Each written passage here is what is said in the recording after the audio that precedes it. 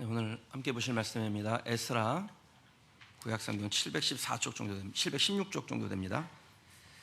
에스라 4장 1절에서 7절까지 말씀.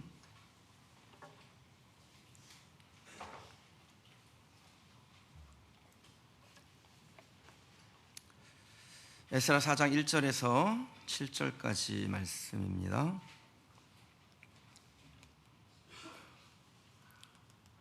제가 봉독하겠습니다. 사로잡혔던 자들의 자손이 이스라엘의 하나님 여호와의 성전을 건축한다 함을 유다와 베냐민의 대적이 듣고 스룹바벨과 족장들에게 나와 이르되 우리도 너희와 함께 건축하게 하라. 우리도 너희같이 너희 하나님을 찾노라. 아스로 왕 엘사라돈이 우리를 이리로 오게 한 날부터 우리가 하나님께 제사를 드리노라 하니 스룹바벨과 예스와 기타 이스라엘의 족장들이 이르되 우리 하나님의 성전을 건축하는데 너희는 우리와 상관이 없느니라. 바사왕 고레스가 우리에게 명령하신 대로 우리가 이스라엘 하나님 여호와를 위하여 홀로 건축하리라 하였더니 이로부터 그 땅 백성이 유다 백성의 손을 약하게 하여 그 건축을 방해하되 바사왕 고레스의 시대부터 바사왕 다리오가 즉위할 때까지 관리들에게 뇌물을 주어 그 계획을 막았으며 또 아하수에로가 즉위할 때에 그들이 글을 올려 유다와 예루살렘 주민을 고발하니라. 아닥사스다 때 비슬람과 미드르닷과 다벨과 그의 동료들이 바사왕 아닥사스다에게 글을 올렸으니 그 글은 아람 문자와 아람 방언으로 써서 진술하였더라. 아멘.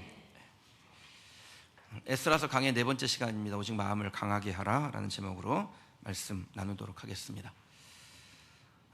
우리나라는 상대적으로 혈액형을 A형을 가지고 있는 사람들이 조금 많습니다. 이게 민족마다 좀 다른데 저 남미의 에콰도르 이런 데 가면요 어떤 한 그 부족 전체는 다 O형인 곳도 있어요. 그러니까 화끈한 거죠, 성질이. 근데 우리나라는요 상대적으로 A형이 좀 많습니다. 의학자들이 혈액형과 성격은 별로 상관이 없다라고 얘기를 하는데 이게 통계적으로 보면 그렇지가 않아요. 상대적으로 A형이 많다 보니까 상대적으로 소심한 사람들이 많습니다. 아무리 아니라고 해도 이게 맞는 것 같아요. 그래서 이런 농담이 있죠. A형은 소세지다. 소심하고 세심하고 지랄 맞고. B형은 O이지. 오만하고 이기적이고 지랄 맞고. 강단 연구가 아닌데 막 나와요 지금. O형은 단무지. 단순하고 무식하고. AB형은요 지지지입니다.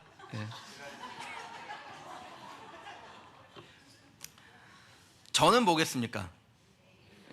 잘 아시죠? 그러니까 저보고 자꾸 뭐라 그러지 마세요. 소심하고 세심합니다. 그러다가 마지막에는 성격 나오는 수가 있습니다. 그럼 우리가 살아가고 있는 시대는 참 심약한 사람들이 살기가 어려운 시대가 되어가고 있습니다. 제가 목회를 하면서 자주 듣는 말이 뭐냐면 목사님 저 상처받았어요 이런 말이에요. 자세히 들어보면 사실 상처받을 일도 아니고 그냥 넘어가도 되겠구만. 상처받았다는 겁니다. 상처받았으면 직접 만나서 이야기하고 오해를 풀고 그러면 좋은데 말을 안 해요. 그러다가 잠수를 탑니다. 전화하고 문자 보내고 카톡 보내고 해도 답이 없어요. 그러니까 제 입장에서는 뭐냐, 이 사람이 내 번호를 스팸으로 걸어놨나 이런 생각이 들어요. 카톡을 보내면 이게 읽는지 안 읽는지를 알 수 있잖아요. 안 읽어요. 그러니까 스팸으로 걸어놓으면 그게 왔는지 안 왔는지도 모르니까 그런가? 그런 생각이 들면 갑자기 소세지가 생각이 나고 내가 이제 성도들 생일에 앞으로 소세지를 한 박스씩 드려야겠어요. 경각심 차원에서. 그럼 부모가 자녀에게 상처를 주고 또 자녀가 부모에게 상처를 주고 서로 행복하자고 나온 교회에서 서로 상처를 주고받는 일들이 우리 주변에서 간혹 일어나고 있습니다. 이상한 부모 만나서 그런 겁니까? 자식 새끼가 별종이라 그럽니까? 아니면 제 주변에, 여러분 주변에 성격 파탄자들이 있어서 이런 걸까요? 100번 양보해서 그렇다 치고 여러분 이런 시대에 그럼 우리가 어떻게 살아가면 됩니까? 두렵게 하고 마음 아프게 하고 발 걸어 넘어뜨리려고 하고 상처 주는 일들이 많은 곳에서 상처받지 않고 위기를 넘기고 하나님의 자녀답게 살아가려면 어떻게 될까요? 여러분 오늘 말씀에 좀 귀를 기울여 보시기 바랍니다. 그렇게 두렵게 하는 상황을 당했을 때, 상처 주는 사람 만났을 때 근심, 걱정, 염려가 엄습했을 때 움츠리고 피하고 뒷걸음질 치는 것이 아니라 그 상황을 넘어서는 정도가 아니라 아예 그 상황을 잘 평정하고 하나님의 뜻을 완성해가는 하나님의 백성, 하나님의 성도가 되실 수 있기를 원합니다. 그러다 뭐가 생겨요? 습관이 생기죠. 그러니까 그 위기를 넘어서는 습관이 생깁니다. 이기는 습관이 만들어집니다. 저는 저와 여러분들이 어떤 문제를 만나더라도 그 문제 앞에서 소세지 되지 않고 습관을 따라 넉넉하게 이기는 담대한 성도가 되시기를 주님의 이름으로 축원합니다. 두려움이 찾아왔어요? 그 두려움이 찾아왔을 때 우리를 곤고한 상으로 밀어넣으려는 사람들을 만났을 때 어떻게 할지 말씀 가운데서 지혜를 찾는 것입니다. 먼저 여러분에게 한 가지 좀 제안해 드릴 게 있는데, 우리의 삶의 모든 것들을 기록한 것을 우리가 역사라고 합니다. 그러니까 저의 삶과 여러분의 삶이 막 모여져서 기록으로 남겨지면 그걸 보고 우리가 역사라고 그러죠. 근데 그 역사의 주관자가 누구냐? 살아계신 하나님이 역사의 주관자세요. 하나님이 허락하시지 않으면 역사는 진행이 되지 않습니다. 마태복음 10장 29절에 보니까요, 참새 2마리가 한 아사리온, 아주 작은 단위의 돈이에요. 그 한 아사리온에 팔리지 않느냐, 보잘것없지 않느냐라는 뜻입니다. 그러나 너희 아버지께서 허락하지 아니하시면 그 하나도 땅에 떨어지는 법이 없다라고 말씀하십니다. 그럼 참새도 누구의 손에 지금 잡혀 있습니까? 하나님께 잡혀 있죠. 그러면 좀 참새보다 큰 거, 참새를 잡아먹는 독수리, 누구의 손에 있습니까? 하나님의 손에 있습니다. 그럼 참새보다 좀 작은 거, 송충이, 참새에게 잡혀 먹히는 거, 그건 누구의 손에 있습니까? 하나님의 손에 있죠. 그러면 피조물 중에서 가장 아름답고 가장 보기 좋게 창조된 인간은 누구의 손에 잡혀 있는 것입니까? 하나님의 손에 잡혀 있죠. 여러분은 인간입니까? 그렇죠. 사람입니다, 우리는. 그러면 창조물 중에 가장 아름답게 가장 보기 좋게 창조된 사람이 누구 손에 잡혀 있는 거예요? 하나님의 손 아래에 있는 것입니다. 이 믿으셔야 됩니다.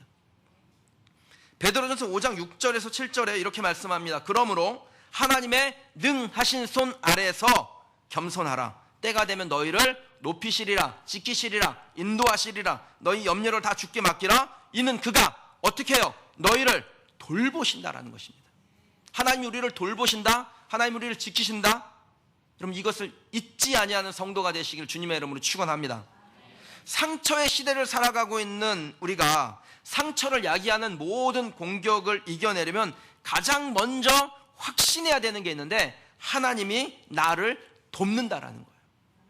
어떠한 순간 어떠한 환경에서 하나님이 나를 돕고 계신다, 지키신다, 이걸 잊지 않는 것입니다. 사실요, 여러분 얼마나 의심이 됩니까?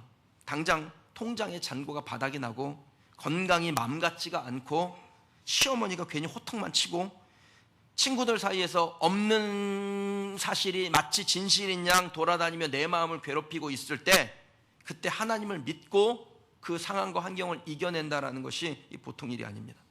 그런데 그 보통 일이 아닌 것을 우리가 하지 않습니까? 그때 하나님께서 그것을 뭐라고 보시냐면 믿음이라 그러세요. 그리고 그 믿음을 가진 자에게 내가 너를 기뻐하노라 라고 말씀하십니다. 히브리서 10장 6절, 11장 6절 말씀인데 여러분 같이 화면을 보고 읽어보실까요? 읽습니다. 믿음이 없이는 하나님을 기쁘시게 하지 못하나니 하나님께 나아가는 자는 반드시 그가 계신 것과 또한 그가 자기를 찾는 자들에게 상 주시는 이심을 믿어야 할지니라. 아멘. 그럼 이 말씀 꼭 기억하십시오. 믿음이 없이는 하나님을 어떻게 해요? 기쁘시게 못한다 그랬어요. 우리가 믿음이 없으면 하나님을 슬프게 하는 것입니다. 하나님을 믿는 그 믿음이 하나님을 기쁘게 합니다.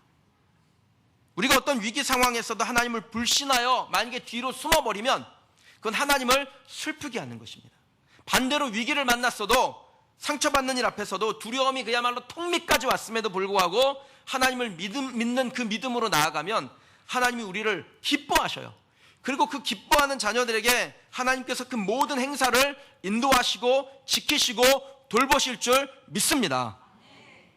오늘 말씀을 받는 저와 여러분이 주어진 상황을 다른 눈으로 보기를 바랍니다. 어떤 눈이요? 믿음의 눈으로 보기를 주님의 이름으로 축원합니다. 그러면 어떤 상황과 환경이 나를 찾아왔다 할지라도 그 상황을 빠져나가는, 그걸 넘어설 수 있는 하나님께서 모든 상황들을 넘어설 수 있는 지혜와 총명과 지식으로 통로를 여실 줄 믿습니다. 오늘 제가 하나님의 말씀 나누면서 이 설교의 제목을 오직 마음을 강하게 하라라는 제목으로 잡았습니다. 그것이 하나님의 백성, 하나님의 거룩한 선민의 모습이니까요. 우리의 마음을 강하게 하려면, 그리고 악한 상황들을 이겨내려면 그럼 어떤 준비가 우리에게 필요하겠습니까? 첫 번째는요, 여러분, 좋은 일이 있은 후에 항상 마귀의 공격, 그 마귀의 공격이 어떻게 오냐? 새치기로 옵니다. 새치기 공격이 있다는 것을 알고 대비하는 성도가 되실 때 우리의 마음이 강해져요.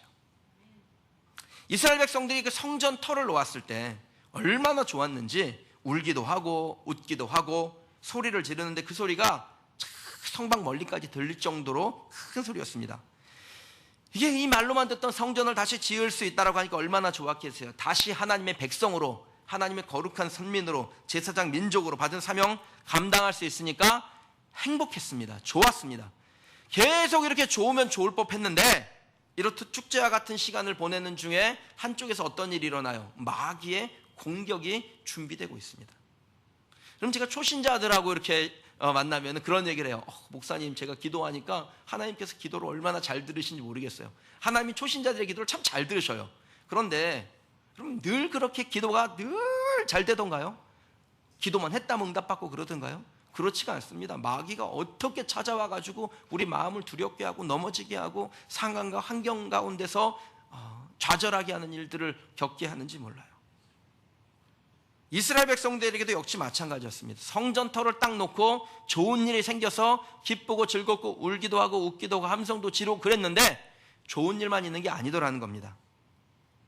마귀의 공격이 어떻게 시작된지 한번 보실까요? 1절 말씀입니다. 같이 큰 소리로 읽습니다. 시작. 건축한 다음을 유다와 베냐민의 대적이 듣고, 이 하나님의 백성들이 성전을 건축한다라는 것을 유다와 베냐민, 이스라엘 백성들의 대적이 듣습니다. 그리고 찾아봐서 그 대적들이 요구하는 게 있어요. 여호와의 성전을 짓는데 그 성전의 지분을 요구하는 것입니다. 우리가 이미 이 땅에서 자리 잡고 있는 거 너희들 알지? 아스루 왕 엘사라돈이 우리를 강제로 여기에 이주시켜가지고 우리가 여기서 그동안 살았잖아. 그리고 우리가 여기 살면서 하나님을 우리도 예배했다고. 그러니까 이 성전에 우리도 나와서 예배할 자격이 있으니까 우리가 이 성전을 짓는데 동참하게 하라, 이렇게 요구한 것입니다. 근데 그렇게 요구하는 사람들은 어떤 사람들이냐? 이미 우상 숭배에 물들 대로 물든 사람들이에요. 자기들 말대로 하나님을 섬기기도 하지만 하나님만 섬기는 게 아니었다라는 것입니다. 이스라엘 백성들이 도저히 받을 수 없는 요구를 한 겁니다. 왜냐하면 성전에서 가장 중요한 게 무엇이냐? 영적 순수성이에요. 우상 숭배자들과 성전을 공유한다는 것은 하나님 외에 다른 신을 섬긴다라는 것이 성전에서 일어나는 것이죠. 그런데 그게 어떤 결과를 가져온지 이스라엘 백성들이 잘 알아요. 바벨론 70년의 포로는 왜 일어났냐? 성전에서 하나님 외에 다른 신을 섬겼기 때문에 일어난 것입니다. 이스라엘 백성들이 도저히 받아들일 수 없는 일이었습니다. 그래서 이스라엘 백성들이 어떻게 합니까? 3절 말씀이요. 수르바벨과 예수와와 기타 이스라엘 족장들이 이르되 우리 하나님의 성전을 건축하는데 너희는 우리와 상관이 없느니라. 단호하게 말합니다. 이스라엘 백성들이 안 돼, 너희들하고 이 성전 함께 지을 수 없어. 이 성전에서는 오직 하나님만 예배해야 돼. 우상 숭배자들과 이 성전 함께 지을 수 없어 라고 단호하게 거절하니까 어떤 일이 일어나요? 뒤로 물러섭니까? 그렇지 않습니다. 더 심한 공격이 있어요. 4절에서 6절까지 보니까 이때부터 그 땅 백성들이 유다 백성의 손을 약하게 하고 두렵게 하는 것입니다.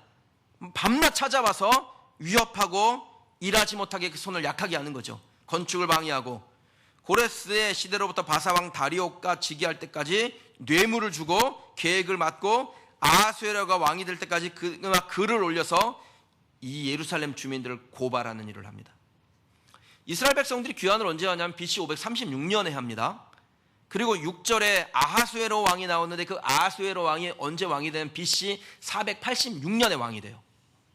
그러니까 무려 50년이에요. 그 50년 동안 성전 건축을 방해하고 성벽을 세우는 것을 방해하고 하나님께 예배드리는 선민의 사명을 방해하는 일을 그 50년 동안 세밀하게, 치밀하게, 기가 막히게 합니다. 그래서 새치기 공격이죠. 하나님의 백성들을 대적했던 이들이요, 이스라엘 백성들이 그 예루살렘 성에서 선민의 사명 감당하는 거 50년 동안 방해를 해요.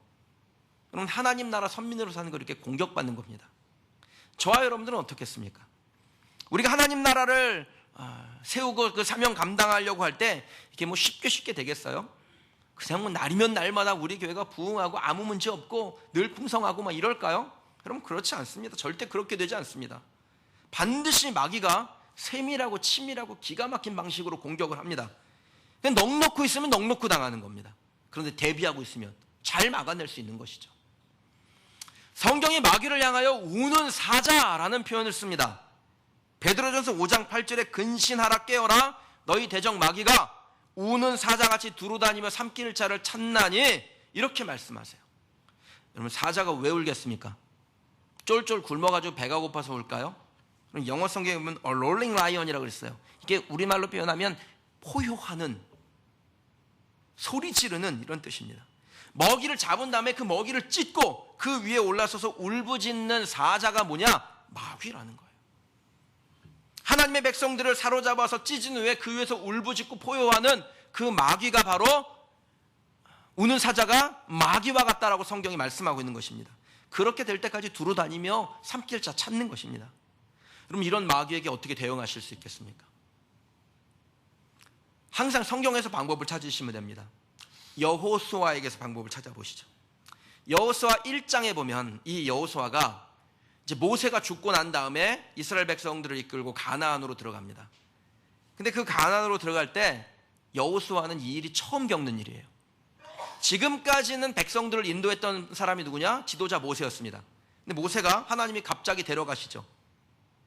모세도 사라지고 경험 많은 노인들도 한 명도 없습니다. 왜냐하면 가데스 바네아에서 가나안 땅을 정탐한 후에 그 정탐 보고를 하는 중에 백성들이 다 반역하거든요. 그래서 하나님께서 그 가데스 바네아에서 반역한 순간부터 모든 성인들은 다 죽고 어린아이들이 자라서 어른이 되면 그 어른들을 가나안 땅으로 들여보내겠다. 그래서 40년 동안 광야에서 방황을 하지 않습니까?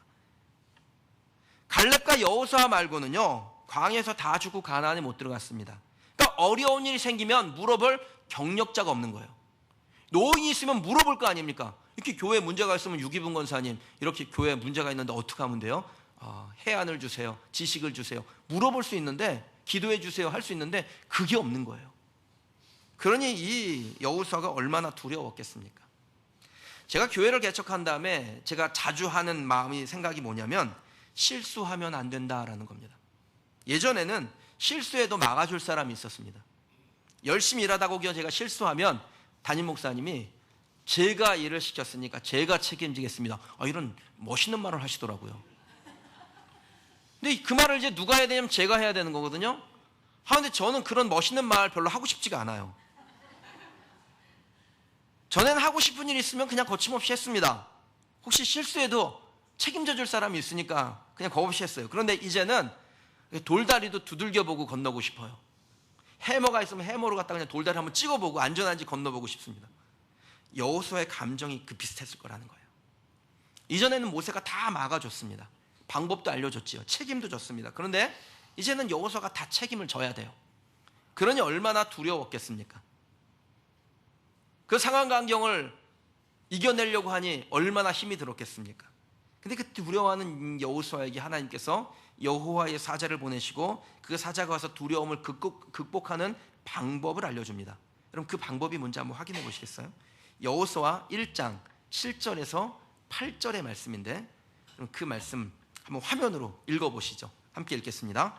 오직 강하고 극히 담대하여 나의 종 모세가 내게 명령한 그 율법을 다 지켜 행하고 우로나 좌로나 치우치지 말라. 그리하면 어디로 가든지 형통하리니 내 입에서 떠나지 말게 하며 주야로 그것을 묵상하여 그 안에 기록된 대로 다 지켜 행하라. 그리하면 내 길이 평탄하게 될 것이며 내가 형통하리라. 아멘. 그럼 두려움을 이기는 방법이 무엇이냐? 정확한 기준을 갖는 것입니다. 기준이 정확하면 흔들리지 않게 되고, 혹시 생각처럼 일이 진행되지 않아도 인내함으로 견뎌낼 수 있습니다. 하나님의 사자는 여호수아에게 우로나 좌로나 치우치지 말라라고 했는데, 여러분 이 말이 스님들이 하는 마음의 평정심 지키기 이런 게 아니에요. 하나님이 여호수아에게 두려움을 이기도록 주신 지혜는 우로나 좌로나 치우치지 말라는 것이었습니다. 근데 우리가 보는 이 한글 성경에 그 번역이 생략된 것이 하나 있는데, 히브리어 원문에 보면요, 민맨누라는 전치사가 빠져 있어요. 그러니까 그걸 번역을 안 한 거예요. 근데 그것을 붙여서 번역을 하면, 이 민맨누가 무슨 뜻이냐면 그것으로부터라는 뜻인데, 이 전치사를 붙여서 번역하면 그것으로부터 우로나 좌로나 치우치지 말라라는 거죠. 그럼 그것이 뭐겠어요? 그 다음 절에 나와요. 8절에 하나님의 말씀, 율법이라는 겁니다. 그 율법, 하나님의 말씀을 판단 기준으로 삼아서 그 기준에 의해서 좌로나 우로나 치우치지 말고 그 기준대로 가라는 겁니다. 그러면 네가 두려움을 이기고 모든 위기를 넘어서고 형통을 경험하게 될 것이다. 이게 하나님이 주신 말씀이었어요. 하나님의 말씀을 판단 기준으로 가지고 있으면 어떤 위기 앞에서도 당황하지 않게 되고 극복하게 되며 결과는 형통으로 이어지게 된다라는 겁니다. 여러분 정리해 보시죠. 마귀의 새치기 공격, 이거 어떻게 대응할 수 있습니까? 정확한 판단 기준이 대응의 가장 좋은 방식입니다. 헷갈릴 때는 말씀을 기준으로 삼으시기 바랍니다. 뭔가 고민되는 문제가 있어요? 그러면 하나님 말씀 가운데서 답을 찾는 거예요. 그리고 하나님의 말씀을 붙잡고 있는 주의 종들에게 물어보는 겁니다. 여러분 주변에 하나님의 말씀을 잘 묵상하고 그 말씀에 딱 굳건히 서 있는 사람이 있으면 그분하고 상담하고 같이 기도하고 하나님의 말씀대로 가는 거예요. 당장은 손해가 나는 것 같을지 모릅니다. 그러나 말씀의 기준을 삼고 가면 문제를 두렵게 여기지 않게 되고 그 안에서 하나님이 앞으로 행하실 일이 기대가 돼요. 그러나 말씀이 기준이 되지 못한 사람은 어떡합니까? 항상 감정대로 대응을 합니다. 그런 마귀에게 잡아먹히는 것이고 선민의 사명 감당 못하는 겁니다. 사랑하는 성도 여러분, 전 여러분들이 반드시 두려움을 주고 위기를 만들게 하는 마귀의 공격이 여러분에게 있을 겁니다. 제가 이거 여러분 저주하는 게 아니에요. 그 공격이 있을 때 어떻게 하셔야 되는지를 말씀드리는 겁니다. 하나님의 말씀이 기준입니다. 그 말씀을 기준 삼아 흔들리지 않는 거예요.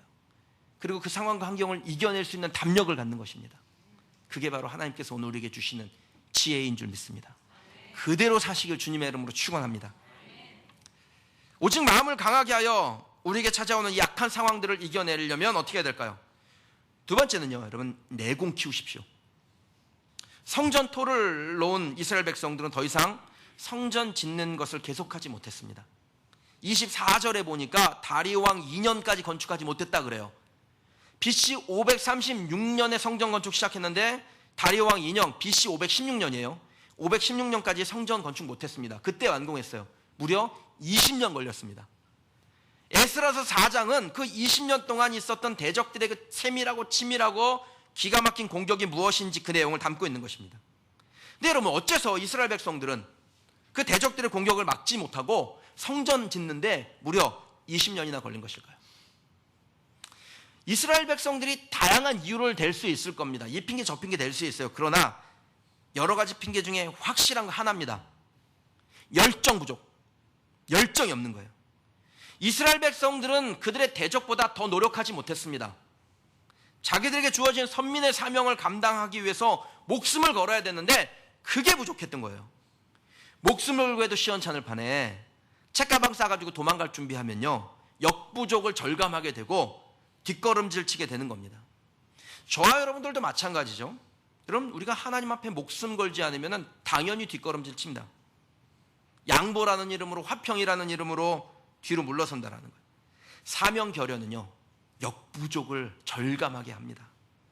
그리고 반드시 왜 해서는 안 되는지 핑계대게 해요. 그리고 그 핑계라는 게 얼마나 합리적인지 들어보면요 고개를 끄덕끄덕하게 만듭니다. 여러분 잘 새겨 들으시기 바랍니다. 하나님은 합리적인 사람을 찾는 것이 아니라 하나님의 일에 목숨을 걸어줄 사람을 찾습니다. 하나님은 똑똑한 사람을 찾는 것이 아니라 무식할지라도 하나님의 일에 목숨 걸어줄 사람을 찾고 계십니다. 실절에 보니까요, 아닥사스 때 이 비슬람과 미드르닷과 다부엘과 그의 동료들이 바상 아닥사스테에게 글을 올렸으니 그 글은 아람 문자 아람 방언으로 써서 진술하였더라, 이렇게 말씀합니다. 그럼 이 내용은 성벽 건축을 방해했던 이들이 아닥사스다 왕에게 보낸 조서를 어떻게 꾸몄는지를 설명하고 있습니다. 그 사람들 어떤 사람들이냐? 사마리아 살아요. 사마리아는 사마리아 말이 있습니다. 근데 그 사마리아 방언을 페르시아의 공식 언어인 아람어로 번역을 해요. 그래서 왕이 직접 그 조서 내용을 읽을 수 있도록 하는 것입니다. 열정 있죠. 제가 이 문장 읽으면서 야, 이 사람들 악한 사람들이지만 악한 일을 하는데도 열정이 있었구나, 이런 생각을 합니다. 반대로 이스라엘 백성들은 그 열정이 없는 거죠. 그래서 진 겁니다. 선한 무능은 절대로 악한 열정 못 이깁니다.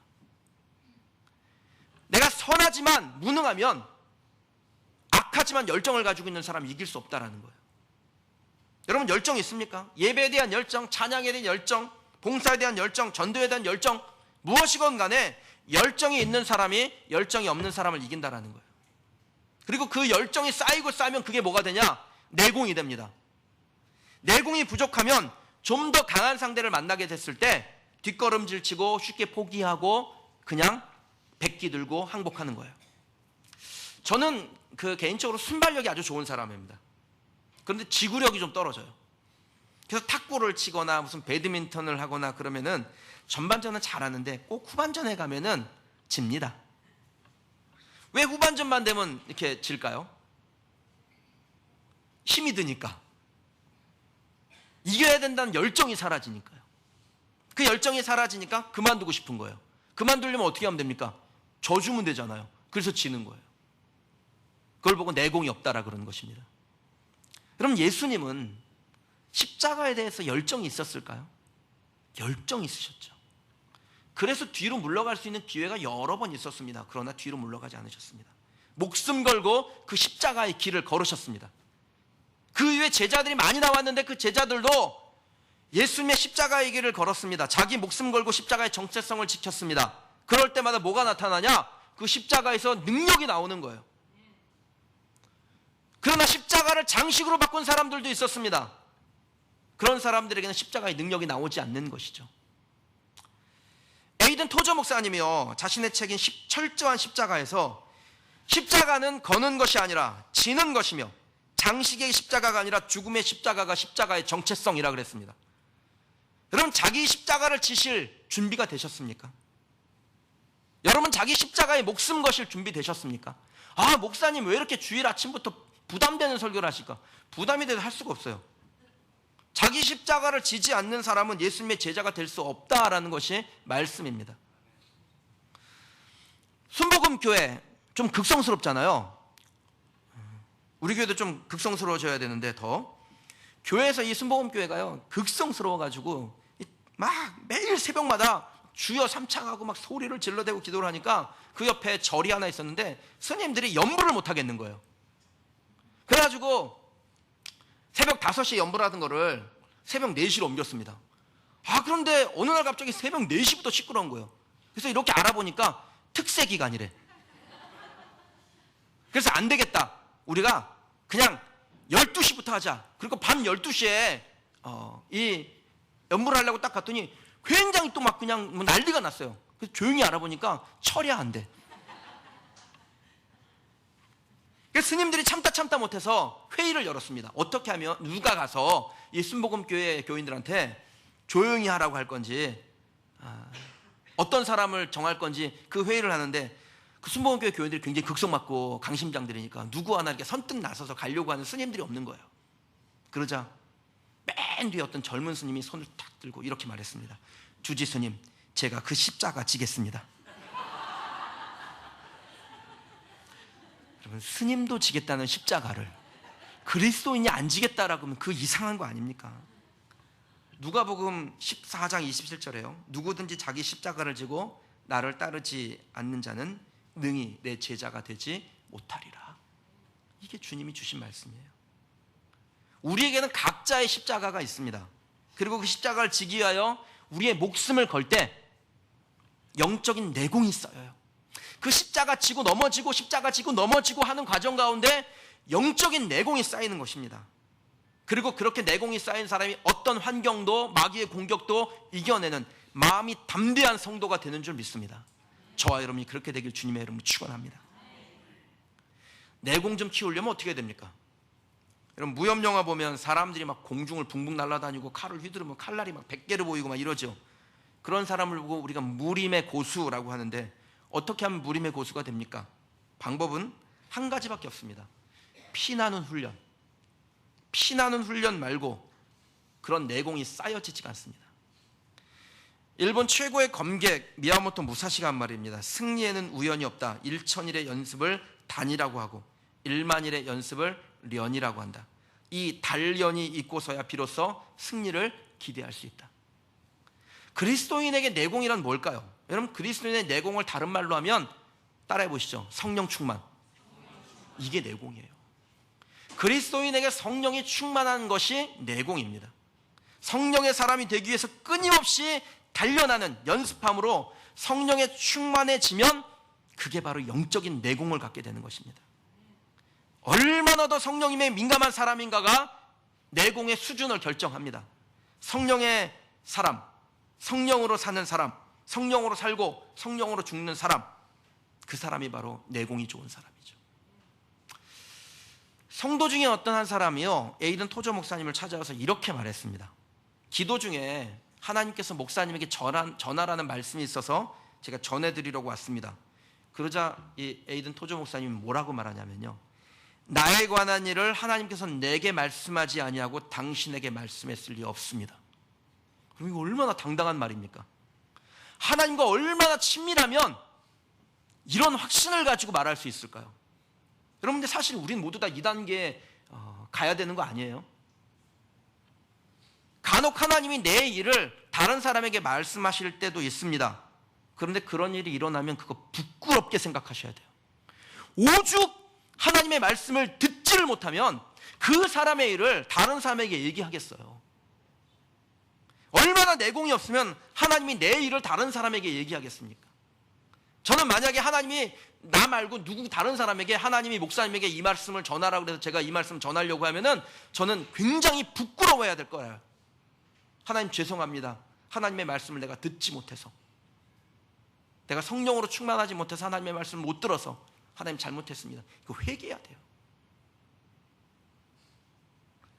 마음을 강하게 함으로 담대한 사람은 성령님과 동행하며 성령에 민감하며 성령의 통찰을 소유한 사람이고, 이런 사람을 보고 내공이 좋다라고 그러는 것이고, 이런 내공을 가지고 있는 사람은 어떤 위기 앞에서도 부들부들 떨지 않고 담대하게 승리하는 줄 믿습니다.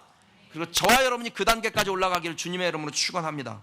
사랑하는 우리 그리스도 성도 여러분, 우리가 어떤 위기 앞에서도 성령님과 함께하며 깊은 내공의 사람이 되어 그 위기를 이겨내며 마귀의 공격을 담대히 맞서며 승리하는 하나님의 백성 되시기를 주님의 이름으로 축원합니다.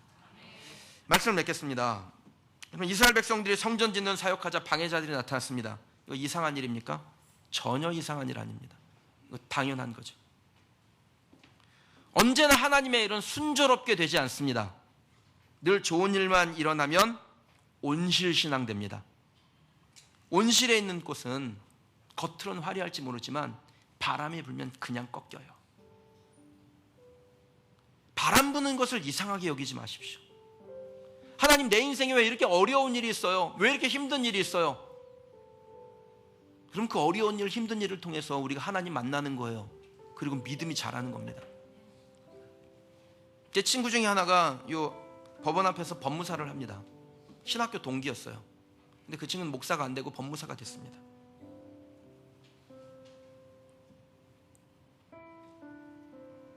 근데 얼마 전에 이 친구 그 큰 아들이 10살인데 침새암이 걸렸어요. 서울대병원에 갔는데 서울대병원 의사들 하는 말이 이렇게 어린 나이에 침새암에 걸린 걸 자기가 처음 봤다는 거예요. 그러면서 책을 쓴다는 마음으로 치료하겠습니다 라고 했다는 거예요. 그래서 전화가 왔어요. 전화가 온 게 아니라 내가 전화를 했다. 내가 전화를 했더니 그 친구가 울면서 그 얘기를 하더라고요. 그래서 제가 평소에 하고 싶었던 얘기를 했습니다. 그냥 속에 있는 얘기. 내가 실명을 얘기할 뻔했어요. 친구야, 너 네 마음 가운데 주의 종으로 부르심 받았는데 그거 중도에 포기한 거에 대한 부담감 있지? 근데 대답을 못해요. 너 하나님께서, 이거 내가 딱 볼 때 이거 보통 일 아니다. 꼭 목사가 돼야 되는 건 아니야. 그렇지만 하나님의 부르심이 있는데 그 부르심을 거부하고 돈 버는 일에만 집중하면 하나님이 깨닫게 하시는 거야. 너 그렇게 깨닫게 하신 하나님 앞에 반응하고 나와야 돼. 내가 사실 위로해야 되는데 그냥 그렇게 얘기했어요. 잘 될 거야, 괜찮을 거야, 그렇게 하지 않고. 그 친구가 그 이야기를 듣고요, 제가 며칠 전에 만났는데 그 얘기를 하더라고. 내가 너한테 그 얘기 듣고 되게 충격받았다. 하나님의 음성으로 들었다. 그리고 내가 그날부터 무엇을 하냐면, 법무사라는 게 정말 어려운 사정을 만나서 온 사람들이라 복음을 전하기가 너무 좋더라.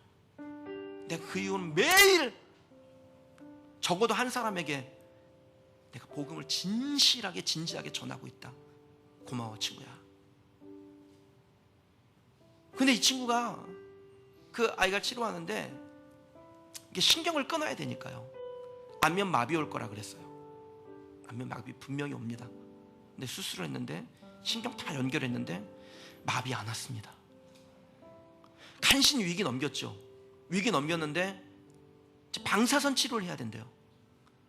그런데 어른들은 이미 골격 구조가 잡혀있기 때문에 방사선 쏴도 괜찮은데 어린아이는 방사선 쐬면 거기 뼈가 완전히 괴사되기 때문에 더 이상 자라지가 않는데요. 그래서 비대칭 될 거라고, 얼굴이.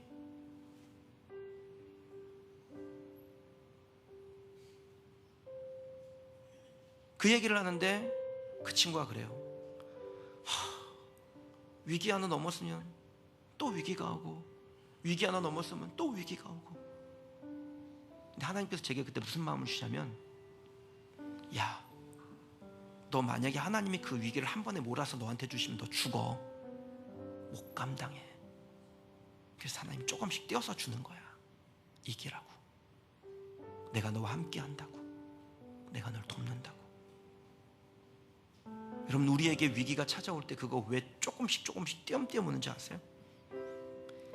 하나님이 우리를 넘어뜨리려고 하는 것이 아니라 우리를 이기게 하기 위해서 그러는 겁니다.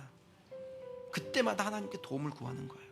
마음을 강하게 하고 성령님과 함께하고 내공을 키우고 그 위기를 넘어서고 하나님을 경험하고, 위기를 넘어서고 하나님을 경험하고, 또 위기를 넘어서면서 하나님을 경험하면서 살아계신 하나님을 내 하나님으로 받는 것입니다.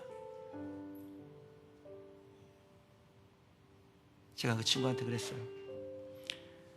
절대로 비대칭 오지 않는다. 왜냐하면 이 일은 하나님이 하시는 일이니까. 하나님이 반드시, 살아계신 하나님이 의사들의 그 보잘것없는 의학 지식을 뛰어넘는 기적이 뭔지를 너로 보여주실 거고, 네가 하나님의 거룩한 백성으로 선민답게 살도록 하나님께서 모든 환경들을 만들어 가시고 너로 하여금 승리하게 하실 거야. 힘내라 친구야. 여러분에게도 동일하게 말씀드리고 싶습니다. 예수 그리스도 안에서 함께 동지요 친구인 여러분, 여러분의 위기는 여러분을 넘어뜨리려고 주신 것이 아니라 이기고 넘어서도록 주신 겁니다. 하나님이 도와주실 줄 믿습니다. 반드시 극복하게 하실 겁니다. 그러면서 하나님을 경험하는 거예요. 성령님과 동행하는 것이 무엇인지를 보게 되는 것입니다. 그 하나님 경험하는 저와 여러분 되시길 주님의 이름으로 축원합니다. 우리가 하나님의 백성으로 살아갈 때 마귀가 항상 공격합니다. 위기라고 여길 만한 일들이 일어날 것입니다. 여러분, 그 일이 누구를 통해서 오냐면 가족, 친지, 우리의 주변에 있는 가장 가까운 사람을 통해서 옵니다. 그럼 예수님도 가장 아꼈던 제자, 수제자라고 하는 베드로를 통해서 사단의 공격을 받았습니다. 그러니까 여러분, 남편이 날 속삭이고 아내가 날 속삭이고 자식이 날 속삭이고 부모님이 왜 저렇게 행동하지? 그거 당연한 거예요. 마귀가 그를 통해서 역사하려고 하니까. 그때 마음에 준비하고 그 사단의 공격이 있을 줄 알고 대비하고 하나님의 말씀으로 분명히 서면 좀 그거 당황하지 않고 넘어서게 될 겁니다. 영적으로 깨어있으면 어떤 어려움이 와도 당연하다는 듯이 받고 승리하게 되는 것입니다. 그런 일들이 자주 일어나면 승리가 승리를 만들고 승리가 승리를 만들고 이기는 습관이 되면 그것을 내공이라고 그래요. 성령님과 함께하며 승리하는 법을 배우게 되는 것입니다. 성령의 검 하나님의 말씀으로 대적하여 이기는 성도가 되는 겁니다. 오늘 말씀이 여러분에게 영적 인사이트가 되길 주님의 이름으로 축원합니다. 그렇게 마음을 강하게 함으로 마귀를 이기고 우리를 선민으로 부르신 하나님의 마음을 흡족하게 해드리는 성도가 되실 수 있기를 주님의 이름으로 축원합니다. 축원합니다. 시간 주신 말씀 놓고 함께 기도하는 시간 갖도록 하시죠.